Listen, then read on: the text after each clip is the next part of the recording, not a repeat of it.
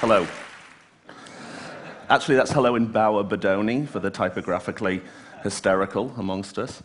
One of the threads that seems to have come through loud and clear in the last couple of days is this need to reconcile what the big wants, the big being the organization, the system, the country, and what the small wants, the individual, the person, and how do you bring those two things together? Charlie Ledbetter yesterday, I thought, talked very articulately about this need to bring consumers, to bring people into the process of creating things. And that's what I want to talk about today. So bringing together the small to help facilitate and create the big, I think is something that we believe in, something I believe in, and something that we kind of bring to life through what we do at IDEO. I call this first chapter, for the Brits in the room, the blinding glimpse of the bleeding obvious. Often the good ideas are so staring at you right in the face that you kind of miss them. And I think a lot of times what we do is just sort of hold the mirror up to our clients and sort of go, duh, look what's really going on. And rather than talk about it in the theory, I think I'm just going to show you an example. We were asked by a large healthcare system in Minnesota to describe to them what their patient experience was.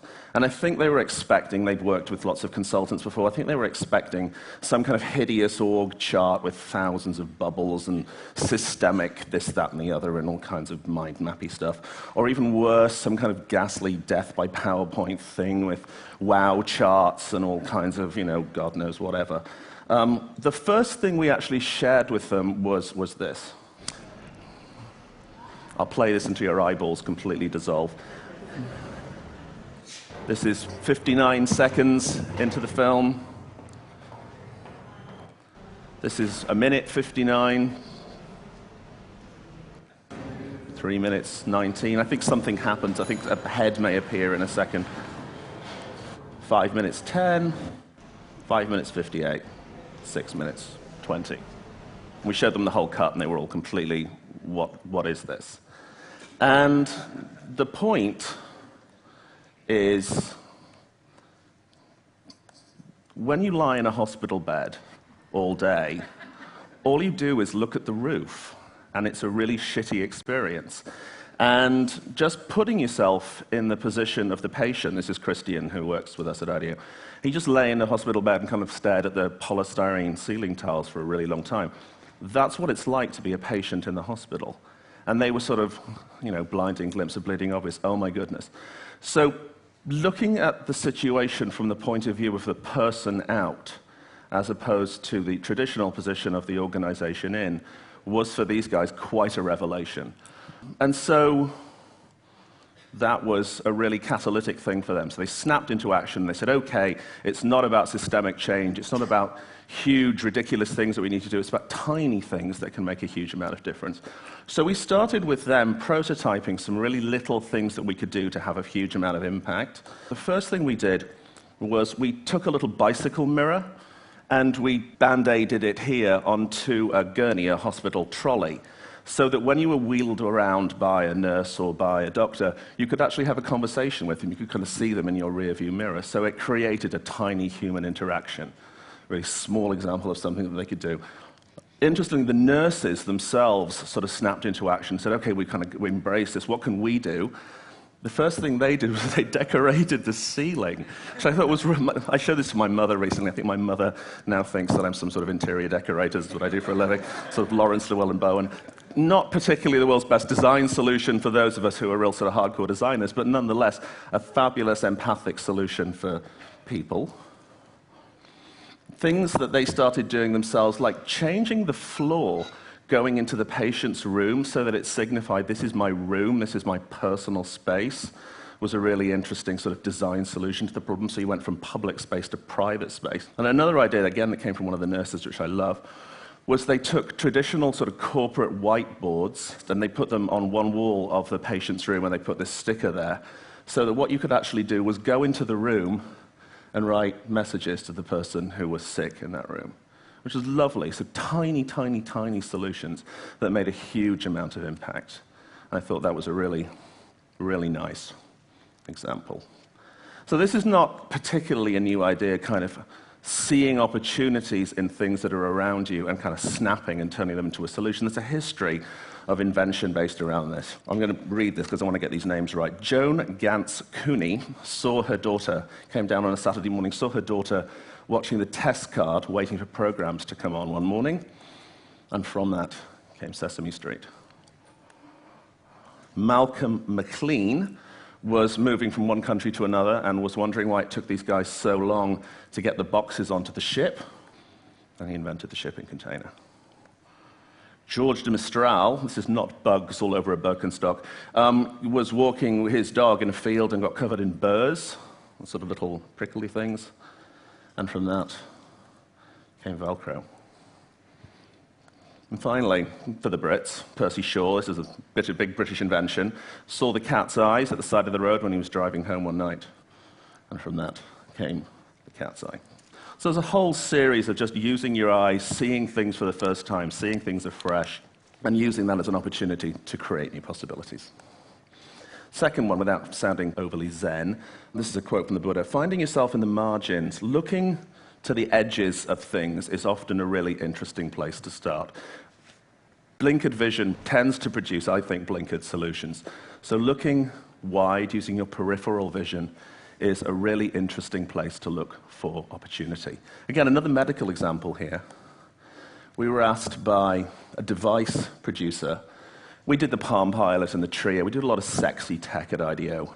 They'd seen this and they wanted a sexy piece of technology for medical diagnostics. But this was a device that a nurse uses when they're doing a spinal procedure in hospital. They asked the nurses to input data, and they had this vision of the nurse kind of clicking away on this aluminum device, and it all being incredibly sort of gadget-lustish. When we actually went and watched this procedure taking place, and I'll explain this in a second, it became very obvious that there was a human dimension to this that they really weren't recognizing. When you're having a 4-inch needle inserted into your spine, which was the procedure that this device's data was about, was for pain management, you're shit scared, you're freaking out. And so the first thing that pretty much every nurse did was hold the patient's hand to comfort them, human gesture, which made the fabulous two-handed data input completely impossible. So the thing that we designed, much less sexy, but much more human and practical, was this. So it's not a Palm Pilot by any stretch of the imagination, but it has a thumb scroll, so you can do everything with one hand.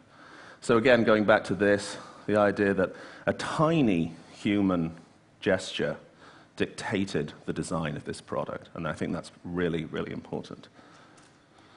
So again, this idea of workarounds, we use this phrase workarounds a lot, sort of looking around us. I was actually looking around at TED and just watching all of these kind of things happen while I've been here. This idea of the way that people cobble together solutions in our life and the things we kind of do in our environment that are somewhat subconscious but have huge potential is something that we look at a lot. We wrote a book recently, I think you might have received it, called Thoughtless Acts, and it's been all about these kind of thoughtless things that people do which have huge intention and huge opportunity. Why do we all follow the line in the street? This is a picture in a Japanese subway. People consciously follow things even though why, we don't know. Why do we line up the square milk carton with the square fence? Because we kind of have to. We're just compelled to. We don't know why, but we do. Why do we wrap the tea bag string around the cup handle? Again, we're sort of using the world around us to create our own design solutions.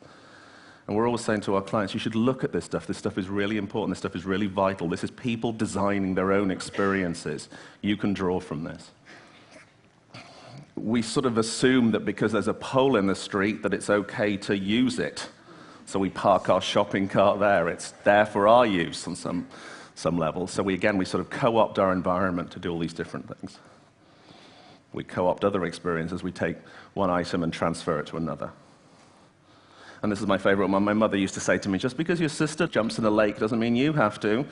But of course we all do. We all follow each other every day, so somebody assumes that because somebody else has done something, that's permission for them to do the same thing. And there's almost this sort of semaphore around us all the time. I mean, shopping bag equals parking meter out of order, and we all kind of know how to read these signals now. We all kind of talk to one another in this highly visual way without realizing what we're doing.